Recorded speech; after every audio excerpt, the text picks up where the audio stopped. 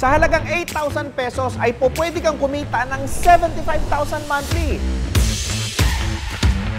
Ito na, umpisa na nating i-drive. As you can see, napakaganda ng dashboard nitong sasakyan na to na E70 Pro. Ito, push button na yung handbrake natin, tapos ang drive natin. Ayan, so dito na lang. So dito na lang yung shifter mo. So kung ito yung pang TNVS mo, or ito yung gagamitin mong taxi, talaga namang pasahero mo, masayang masaya. Nga pala mga boss nasa around mga 24 to 25,000 monthly lang kapag ka nag-down payment ka ng 8,000 pesos dito sa unit na to for 5 years na yun.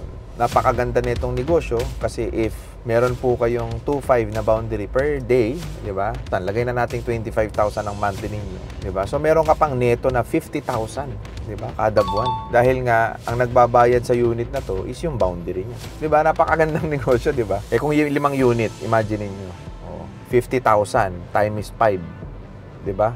250,000 yan, mga boss. Isang buwan. Neto. Di ba? May sasakyan ka pa after 5 years na sa'yo.